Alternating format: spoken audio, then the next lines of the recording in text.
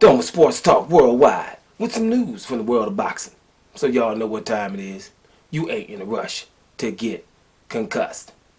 Well, an eventful weekend of boxing, my man. Let me tell you, everything went down on this weekend. A whole lot of stuff went down in the world of boxing. You know, we talked about Alexander Usyk and Chisora, right? There's a few other fights happening, right? And big ones. You got to think about Gervonta Davis taking out Cruz in spectacular fashion. Leo Santa Cruz gave him a good fight. Leo Santa Cruz won a couple of those first few rounds from those first 6 before he got KO'd. He was looking really good, to be honest with you. He was putting pressure on him. Had Gervonta Davis, his eye all swollen up and everything. But Gervonta was throwing hard shots back, taking a few. But when he was coming hard. And the shot that he hit him with that left hand uppercut, he had been trying that several times. He had missed it a few times. He was trying that. So he was just throwing the harder punches. But Leo Santa Cruz showing he could take some. Work rate was there. He was there to fight. That's why it was a good fight at the end of the day. I wasn't so hyped about that fight leading up like most people were. I thought it would have been more one-way traffic for Gervonta Davis. But Tank showed, okay, it ain't no joke. Some power behind this, what I'm doing. And he took him out round 6, spectacular for him going forward. It puts him, where he needs to be, where people could be talking about him. Is he the best guy at lightweight? Because he was fought a little bit at, super feather at 130. He wants to be campaigning at 135. We'll see. But you get a spectacular win like that because no one stopped Cruz before. So that is spectacular. But, hats off to both of them because Cruz looked well as looked good as too. I thought Cruz looked better than what I personally was expecting him to versus Tank Davis. Tank got it, made weight, and handled his business. That's what you got to do if you want to be a superstar because he's talking pound for pound status. So that's the kind of performance you're gonna have to do. Leo Santa Cruz is a formidable opponent, smaller, even though he was taller than him, but coming from smaller weight divisions. At the end of the day, that's what Tank was supposed to do. So, hats off to both of those guys. Good fight.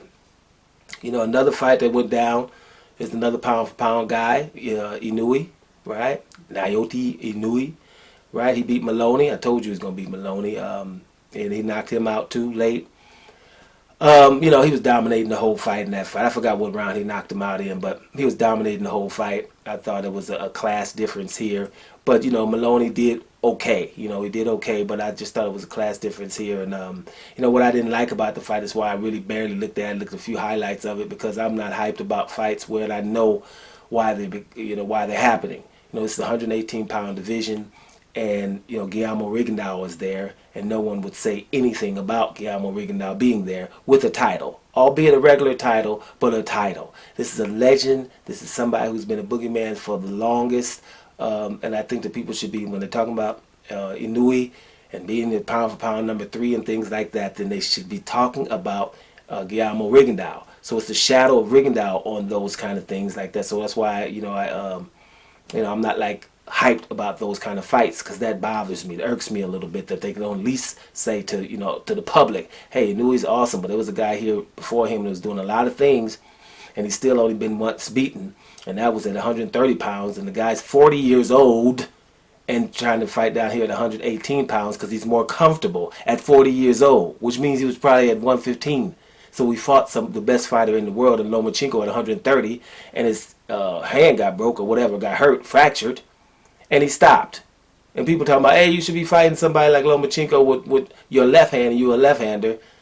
He broke or hurt against the number 1 pound for pound at 130 when you're a 118 pounder, really. No, he shouldn't have. Yeah, he quit, fight another day and still be the bomb, and people have to fight him, but they won't. So they don't mention it, so that about irks me. And that brings me to the next fight with Jaime Munguia and your boy Tiano Johnson. Jaime Munguia stops him because he hit him with a nice uppercut and his lip busted open something awful. Tiano Johnson, but Tiano Johnson was in the fight for a while, and then that happened in round 5, I think it was, right? TKO for Munguia. There's a bad taste in my mouth for this one too. Another guy, Demetrius Andrade, shadow of him over this fight. Jaime Munguia is his mandatory. WBO mandatory for Demetrius Andrade, and no one talks about Demetrius Andrade. He was able to fight Tiano Johnson instead of Demetrius Andrade. Demetrius Andrade looking for fights. He called me up looking for something. You know what I mean? So, I think that the mandatory challengers should be forced to either fight the champion or give up the mandatory status. It should be, like official. Mandatory should not be able to avoid the champion, because you worked your way up to become our mandatory, and we need to make it public that the mandatory doesn't want to fight the champion. That gives the champion more props, right? All this stuff that happens is swept under the rug, and that's just what bothers me. So, Munguia beat Johnson, right, TKO, but he's the mandatory for Andre. That's who he's supposed to be fighting. He's talking about other people, Golovkin or anybody else that's not even in his sanctioned body. But it doesn't matter. The point is, it's shades of Andrade on that fight, and it was shades of Rigo on the fight before. Right? So we need to talk about them. And speaking about Demetrius Andrade, I think I'd have messed around and found a Demetrius Andrade of women's boxing. Female boxing now. Let me tell you. I see no girl Savannah Marshall fight Hannah Rankin. And let me tell you, Savannah Marshall's 8-0, 9-0 now with 7 KOs. Hannah Rankin is 9-3, was 9-4 now after losing to her. Now, I'm watching this fight, and before I'm watching the lead up, watched a little bit of a preview. The girl, both of them talking to each other, the banter that goes on before, but it wasn't any. I watched both of them talk, and Rankin was going off, saying that the lady is stuck up, Marshall, she didn't talk to me when we met, and things like that. And Savannah Marshall was just laid back, subdued, and I just liked her demeanor. She was, humble, but she's been winning, she's been around for a minute. She's 29 years old, but, haven't had many fights. Kind of like Demetrius Andrade, So I'm just saying, well, I didn't know either one of them. So I was like, well, I'm going for her. And I'm talking about Savannah Marshall. So I was going for her. So basically, when the fight happened, she didn't have to do much because I was going for her anyway. But I seen her when she walked up to the girl, when the ding, and she walked to the girl, it was just incredible. I'm like, look at this swagger on this. Oh, my goodness. And then it went from just swagger to showing me why she got swagger. Basically, everything. Everything. Everything. I don't know, there's nothing I can't, a jab, left hook, right to the body, followed by uppercut, defense, of avoiding punches, getting inside of punches, using the shoulder roll, pivoting her feet. I was just saying wow the whole time. I was saying wow, and it was kind of upset me that I didn't know. I'm not into women boxing that much, but I know the main players. I ain't gonna I'm gonna miss too many Claressa Shields fights, or I even seen Katie Taylor and stuff like that, and Pearson and them fighting each other. So you see the few, fights when they're substantial. You've seen Cecilia Brackets fight before.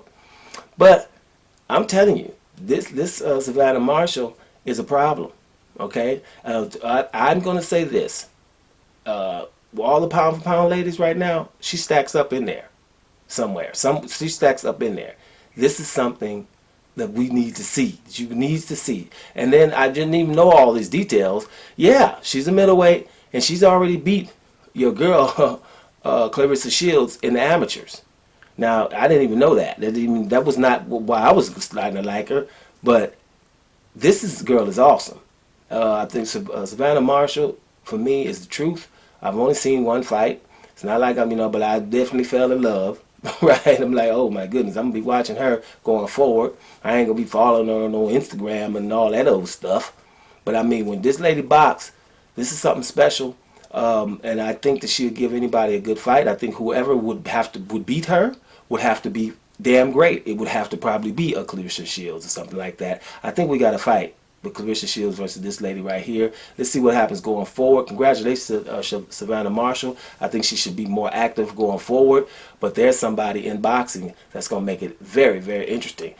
People that do boxing connoisseurs and people who know boxing, go give her a look and holler back. I think I've seen something special. Doma Sports Talk Worldwide. And I'm up out of here, y'all.